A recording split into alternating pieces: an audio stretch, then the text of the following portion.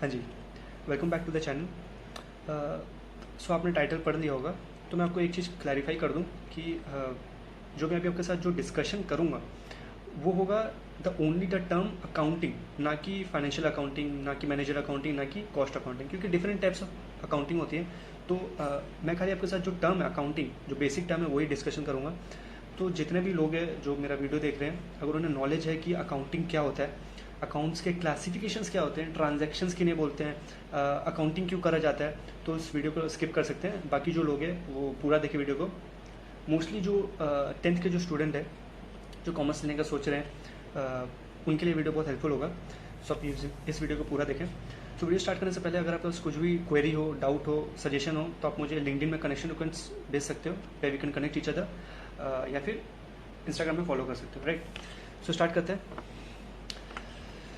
Okay, तो accounting किन्हें बोलते हैं, अभी आप समझो। बिजनेसेस में कितने सारे एक्टिविटीज़ होते हैं, राइट। एक बिजनेस को चलाने के लिए आपको कितना कुछ करना पड़ता है, राइट। सामान को परचेस करना पड़ता है, उन्हें अगर आप मैन्युफैक्चरिंग कंपनी हो तो उन्हें प्रोसेस करके फिनिश गुड्स में फिर बेचना पड़ता है, ठीक है। फिर लाइक जिनसे परचेस करो उन्हें पेमेंट करो, फिर जिनको सेल करा है उनसे पेमेंट रिसीव करो। आपके आपके लाइक कंपनी पे, आपके बिजनेस पे एम्प्लॉयज़ होंगे, लेबर्स होंगे, उन्हें पेमेंट करना पड़ेगा आपको। अगर आपने कुछ जो बिल्डिंग है लीज में लेके रखा है, रेंट में लेके रखा है, उन्हें पेमेंट करो, ठीक है ना। ये सारे के सारे जो एक्टिविटीज़ है, जितने भी इवेंट्स हो रहे हैं ना बिजनेस रिलेटेड, याद रखना बिजनेस रिलेटेड, इन्हें हम बोलते हैं ट्रांजैक्शंस। अब इस ट्रांजैक्शंस को आपको बुक्स में रिकॉर्ड करना पड़ता है, ठीक है। दूसरा हो गया रिपोर्टिंग पीरियड। रिपोर्टिंग पीरियड मतलब क्या होता है, ठीक है। अभी आप समझो, अगर आपका बिजनेस है, अगर आपने कुछ सेल करा है, ठीक है ना, इस साल पे जितना आपने सेल करा है वो ही आपके बुक्स में आएगा, ना कि पिछले साल का कुछ आपने सेल करा होगा वो इस साल के बुक्स में नहीं आएगा, ना कि अगले साल का सेल इस साल के बुक में आएगा। जो करंट ईयर है, जैसे 21-22, इस साल का जितना भी ट्रांजेक्शन हो रहा है, जितना भी सेल हो रहा है, जितना भी परचेज हो रहा है, वही आपके बुक्स में आएगा, ना कि पिछले, ना कि अगले साल का, ठीक है। ये क्लियर हो गया, दो टर्म क्लियर हो गया। आपका ट्रांजैक्शन, जितने भी एक्टिविटीज हो रहे हैं बिजनेस रिलेटेड, वो आपके बुक्स में आएंगे। दूसरा, क्या रिपोर्टिंग पीरियड मतलब क्या हो गया, जो करंट पीरियड का जो भी ट्रांजेक्शन है वो आने वाला है, ठीक है। अब मैं जब बोलता हूँ रिकॉर्ड करना है, उन्हें बुक करना है, जितने भी ट्रांजैक्शन उन्हें रिकॉर्ड करना है। अब रिकॉर्ड कहाँ करा जाता है, उन्हें रिकॉर्ड करा जाता है फाइनेंशियल स्टेटमेंट पर, ठीक है। अब फाइनेंशियल स्टेटमेंट तीन टाइप के होते हैं, तीन होते हैं, तीन टाइप के नहीं, एक्चुअली तीन होते हैं। Balance sheet, PNL, cash flow statement, ठीक है। अब ये जो तीन जो आपका स्टेटमेंट है, अब जितने भी ट्रांजेक्शन है, ये आपको देखना पड़ेगा कि किस स्टेटमेंट में आएंगे। जैसे कि मैं बोलता हूँ, एक बिजनेस है जो रेंट पेमेंट करता है, ठीक है, उसका कहाँ पे आएगा, पीएनएल पे आएगा, बैलेंस शीट में आएगा, या कैश फ्लो आएगा। उसको समझने के लिए आपको समझना होगा कि अकाउंट्स के क्लासिफिकेशंस क्या होते हैं, ठीक है ना। अकाउंट्स के 5 क्लासिफिकेशंस होते हैं: एसेट, लाइबिलिटी, इक्विटी। इक्विटी जो होता है आपका शेयर होल्डर्स फंड, जो ओनर्स के पैसे होते हैं, ठीक है ना। इक्विटी, फोर्थ हो गया आपका इनकम, पांचवा हो गया आपका एक्सपेंस, ठीक है ना। ये 5 क्लासिफिकेशंस है। अब बैलेंस शीट किसका बात करता है, बैलेंस शीट में आता है आपका लाइबिलिटी एंड एसेट। दूसरा हो गया आपका पीएनएल, पीएनएल में आता है आपका expense and liability, sorry expense and income.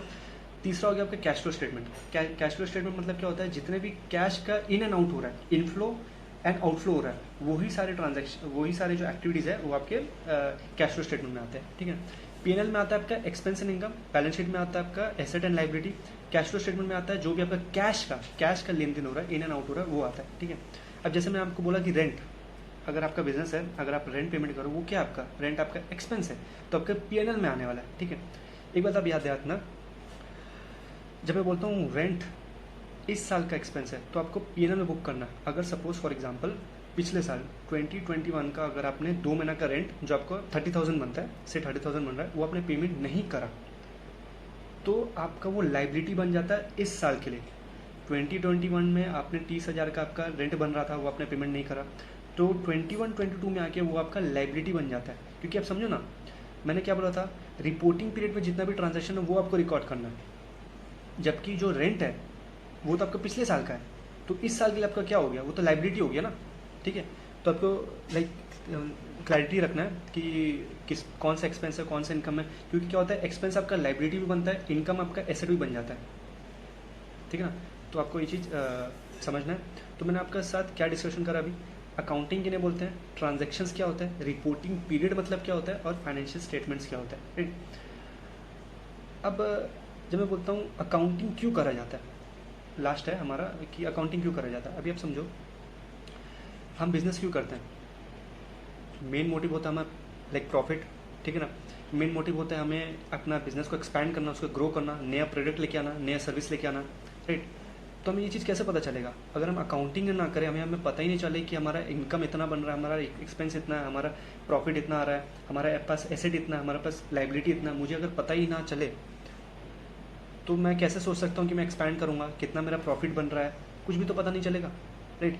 तो ये होता है मेन पर्पस अकाउंटिंग करने का। साथ ही साथ जो टैक्स अथॉरिटीज़ होते हैं, क्योंकि आप बिजनेस करो तो आपको टैक्स पेमेंट करना है, तो बिजनेस पे आपका कितना टैक्स बन रहा है वो टैक्स अथॉरिटीज़ आपका फाइनेंशियल स्टेटमेंट से पता लगाते हैं, ठीक है ना, कि आपका इतना प्रॉफिट बन रहा है तो आपको टैक्स इतना पेमेंट करना है। साथ ही साथ अगर आप कुछ लोन लेने जाओ तो लाइक फाइनेंशियल स्टेटमेंट मांगा जाता है, तभी आपको लाइक प्रिफेयर करा जाता है कि लोन दिया जाएगा कि नहीं दिया जाएगा, कितना दिया जाएगा, उससे आपका क्रेडिट रेटिंग पता चलता है, ठीक है ना। तो बहुत सारे अदर रीजंस होते हैं, जैसे आप बजट कर सकते हो अगर आप कुछ नया प्रोडक्ट लेके आने वाले हो, तो depending on a financial statement, जैसे कि मैंने आपको बोलता है कि मैनेजर अकाउंटिंग क्या होता है, ठीक है ना। मैनेजर अकाउंटिंग क्या होता है, मैनेजर्स क्या करते हैं, जो आपके पास फाइनेंशियल डेटा पड़ा है, जो फाइनेंशियल स्टेटमेंट में जो फाइनेंशियल डेटा है, उनको देखते हुए बताते हैं कि हमारा बजट कितना बनेगा, ठीक है, हमें अपना प्रोडक्ट को एक्सपैंड करना है कि नहीं करना है, राइट। तो ये डिसीजन मेकिंग जो होता है ना, वो आपके फाइनेंशियल स्टेटमेंट से पता लगाया जाता है, फाइनेंशियल डेटा जो आपके फाइनेंशियल स्टेटमेंट में होते हैं उनसे पता लगाया जाता है, ठीक है ना। तो मैनेजर अकाउंटिंग ये होता है कि डिसीजन के लिए काम आता है कि फाइनेंशियल डेटा देखते हुए आपका डिसीजन ले लिया जाता है कि फ्यूचर में हमें क्या करना चाहिए, एक्सपैंड करना चाहिए, नहीं करना चाहिए, मर्ज करना चाहिए, एक्विजिशन करना चाहिए, नहीं करना चाहिए, ठीक है ना। तो ये सारे एक्टिविटीज़ हम लाइक फाइनेंशियल स्टेटमेंट से पता लगाते हैं। तो फाइनेंशियल स्टेटमेंट बहुत ही वाइटल होता है। सो आई होप मैंने लाइक बेसिक जो चीज़ें हैं इस छोटी सी वीडियो पे आपको कवर किया होगा। फिर मिलते हैं नेक्स्ट वीडियो पे। Thank you.